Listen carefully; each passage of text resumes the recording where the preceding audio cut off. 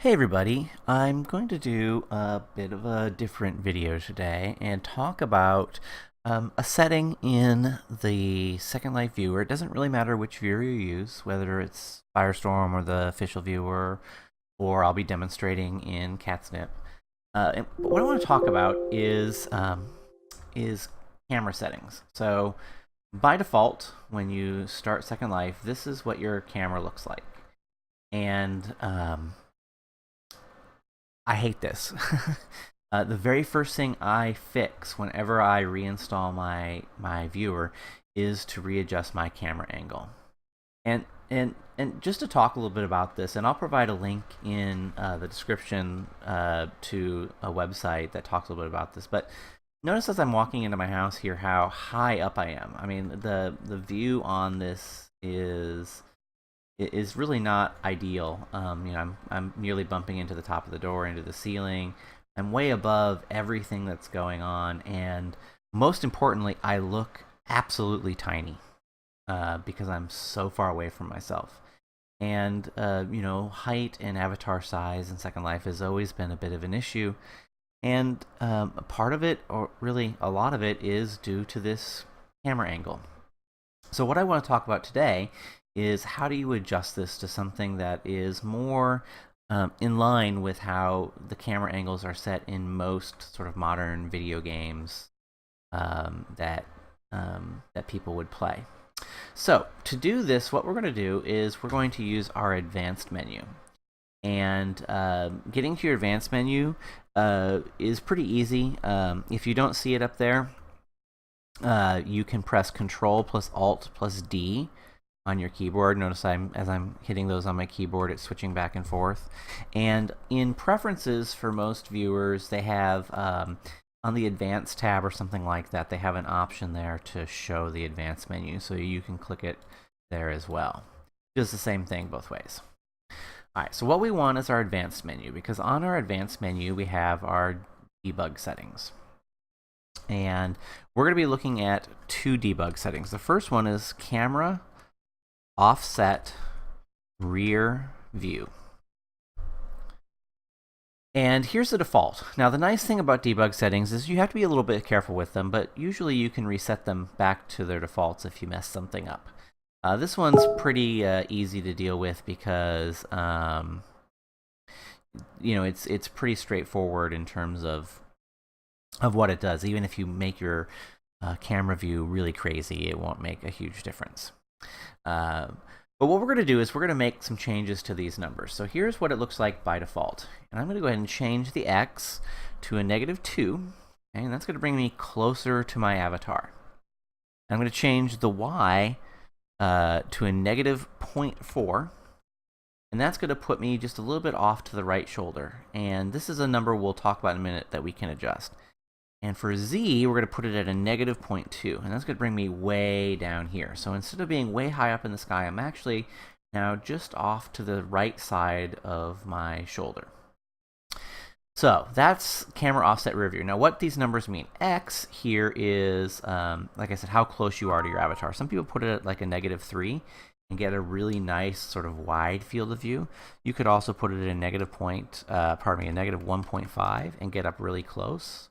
You just kind of got to experiment with what you like. I like it at about a -2. The 0.4 here could be set to 0, and that would put things, more or less directly behind your back. If you go to a 0.4, that will put you off to your left shoulder, and a -0.4 will put you over your right shoulder. And again, you can experiment with what looks the best to you.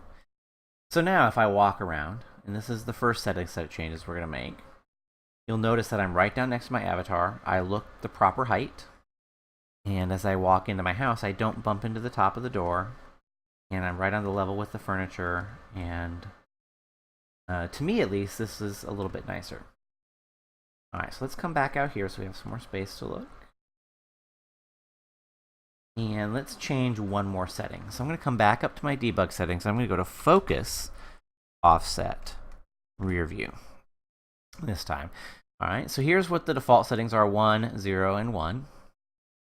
And I'm going to make some small adjustments to this one. So I'm going to change the first one to 0.9. And it's not a big change. Okay, for the Y, I'm going to go ahead and change that to a negative 0.7. And you'll notice that changes. What we're doing here, instead of changing where the camera sits, we're changing where the camera looks, where the focus of the camera is at. So you'll notice that time I moved the focus a little bit to the right. And then for the Z, I'm going to change that to 0.2. And that's going to lower my camera down. So now, when I'm walking, I don't just see half my body, I see my whole body. And I'm looking to the right of my shoulder in front of me. And again, like before, I can adjust these numbers if I want to be closer or further away. I can change that. Or pardon me, in this case, it's actually the up or down view of the focus of the camera. The Y again is what angle the camera sits at, left to right, and then of course the Z can be adjusted as well if you want to show more or less of your body or look up and down.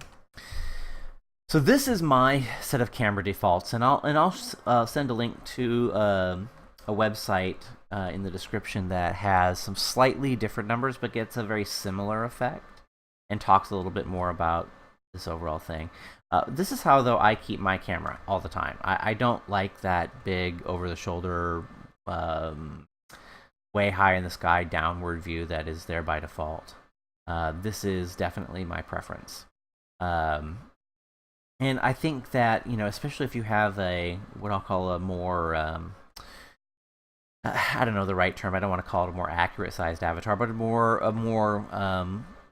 real life proportioned avatar, one that is, roughly in proper height. I believe the height of my avatar is about 6'2", roughly. Probably a little more with these heels on. But trying to keep that avatar, in the right size. This is a much better way to get a sense for how tall you are, especially in relationship to things. So if you imagine that I'm about 6 foot tall, this shrub that is next to me is a little over maybe 6.5 feet tall. And these plants here, are more accurate. And I get a nice, good sense for how big they are next to me. Whereas if I was to reset my camera back up to the normal default, these plants would actually look quite small next to me, or at least smaller next to me, and leads people to make taller avatars so that they look better. Anyway, I just thought, I don't know how many people know how to change these settings. This is a little bit different than, sort of adjusting your camera with the scroll wheel, or with Control 8 and Control 9 and Control 0, or even just using your Alt key and sort of camming around yourself.